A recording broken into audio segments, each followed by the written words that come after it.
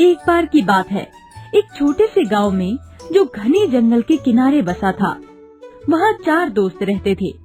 अनु, रवि, मीरा और छोटू।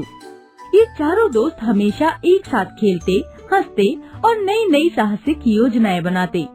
गांव के लोग अक्सर जंगल के बारे में डरावनी कहानियाँ सुनाते थे, लेकिन इन चारों दोस्तों के लिए जंगल एक रहस्यमयी दुनिया थी जो रोमांच से भरी थी।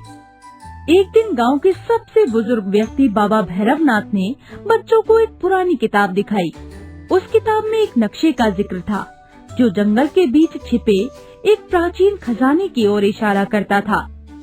बाबा ने बताया कि ये खजाना सदियों से जंगल में ही छिपा है, लेकिन उसे पाने का रास्ता खतरों से भरा है।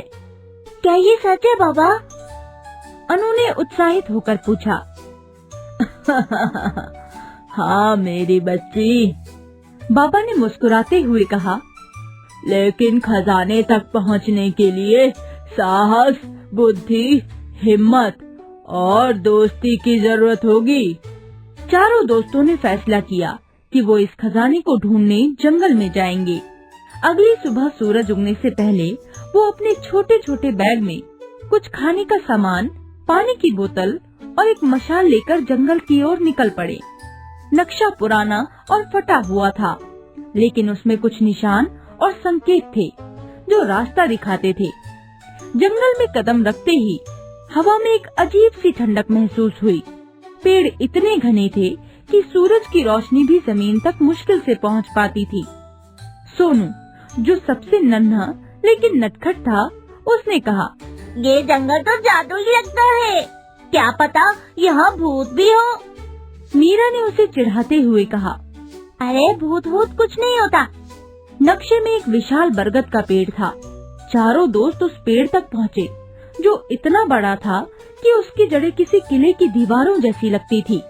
पेड़ के नीचे एक पुराना पत्थर था जिस पर कुछ प्राचीन अक्षर लिखे थे। अनु, जो पढ़ने में माहिर थी, उसने अक्षरों को पढ़ने की कोशिश की। ये लिखा है, साहस का रास्ता चुनो, डर का नहीं। तभी पेड़ों की जड़ों के बीच से एक गहरा गड्ढा दिखाई दिया। छोटू ने उत्साह में उसमें झांकने की कोशिश की, लेकिन अचानक एक जोरदार आवाज आई, जैसे कोई भारी चीज जमीन पर गिरी हो।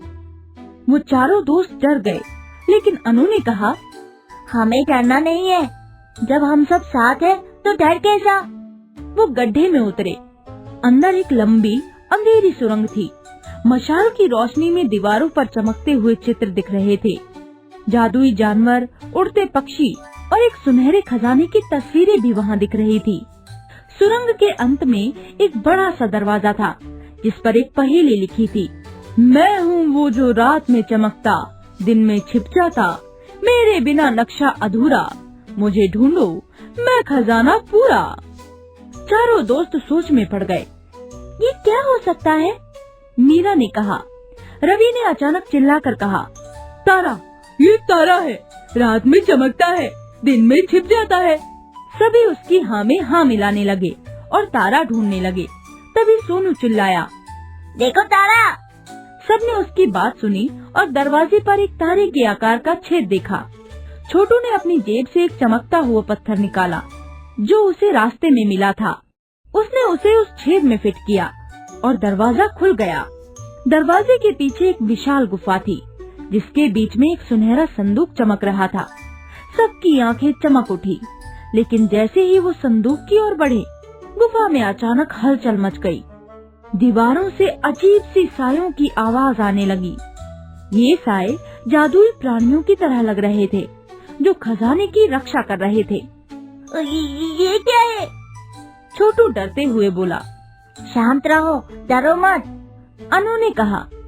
तभी एक छाया ने मानव रूप लिया और वो बोली, तुमने यहाँ तक का रास्ता तय किया, लेकिन खजाना केवल वही ले जा सकता है जिसका दिल सच्चा हो। उसने एक सवाल पूछा, तुम खजाने का क्या करोगे? चारों दोस्त एक दूसरे की तरफ देखने लगे। मीरा ने कहा, हम ये खजाना गाँव वालों के लिए इस्तेमाल करेंगे, स्कूल बनाएंगे, गरीबों की मदद करेंगे। बाकी दोस्तों ने भी सहमति जताई। छाया मुस्कुराई और गायब हो गई, जिसके बाद संदूक अपने आप खुल गया संदूक के अंदर सोने चांदी के सिक्के, हीरे जवाहरात और प्राचीन किताब थी।